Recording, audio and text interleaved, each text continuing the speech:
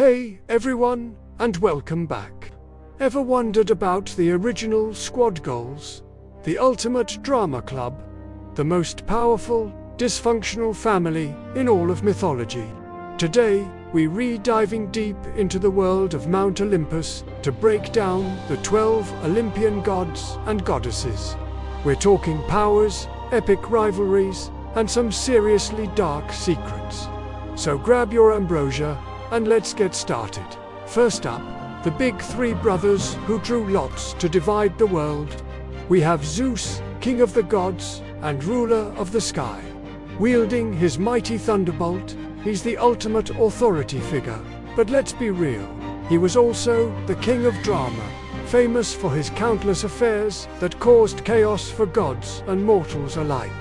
Next, his brother Poseidon, lord of the seas, earthquakes, and horses. With his powerful trident, he could stir the oceans into a frenzy or create calm waters.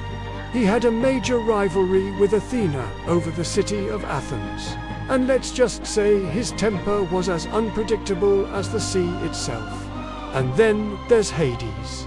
Now, hold on, I know what you're thinking. Hades isn't technically an Olympian because he lives in the underworld. But he's one of the big three and way too important to ignore. As the ruler of the dead, he was more misunderstood than truly evil. He was just a guy doing his job, albeit a very gloomy one. Now, for the queens of Olympus, Hera, Zeus's wife and sister, was the goddess of marriage and family. You'd think that would make her nurturing, right?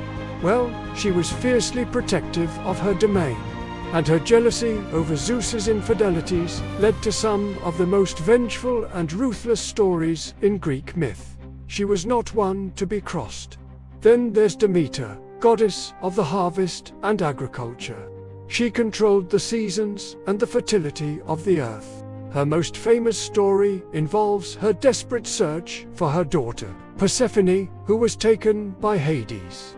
Demeter's grief was so profound that she plunged the world into winter, showing just how powerful a mother's love and sorrow can be. And we can't forget Hestia, the often overlooked goddess of the hearth and home. While other gods were out starting wars and causing trouble, Hestia was the calm, steady center of Olympian life, tending the sacred fire. She was so respected that she was offered the first part of every sacrifice. Let's move on to Zeus's children, and there are a lot of them. First, the twins, Apollo and Artemis. Apollo was the god of music, prophecy, healing, and the sun. He was the epitome of order and intellect, but he had a dark side, especially when his pride was wounded. His twin sister, Artemis, was the goddess of the hunt, the wilderness, and the moon. A fierce and independent goddess, she fiercely protected her domain and the young girls under her care. She preferred the company of wild animals to the drama of Olympus, and was a deadly archer. Next up, the god of war himself, Ares, brutal, chaotic, and driven by bloodlust. He was the embodiment of the physical violence of war. Honestly, most of the other gods, including his own parents, Zeus and Hera, weren't huge fans. He was more brawn than brains. In stark contrast, we have Athena, the goddess of wisdom, strategic warfare, and crafts. Born fully grown from Zeus's head, she was his favorite child. She represented the tactical and noble side of war, a direct rival to her half-brother Ares. She was the brilliant mind behind many heroes. Of course, we need a craftsman. Hephaestus, the god of fire, metalworking, and invention.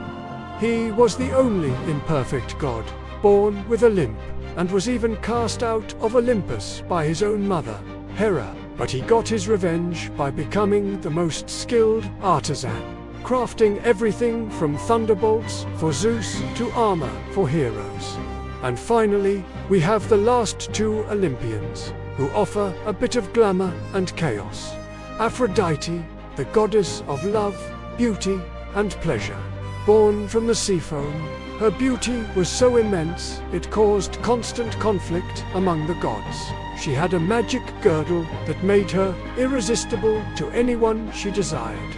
And rounding out our 12 is Hermes, the messenger of the gods. With his winged sandals, he was the god of trade, travelers, thieves, and athletes. The ultimate trickster and diplomat. He was the clever, fast-talking go-between who could move between the mortal world, Olympus, and even the underworld.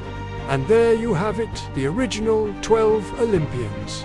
A family defined by immense power, intense rivalry, and secrets that shaped the ancient world.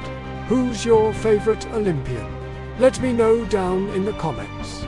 Thanks for watching, and if you enjoyed this journey to the top of Mount Olympus, don't forget to like, subscribe, and hit that notification bell for more mythological deep dives. See you next time.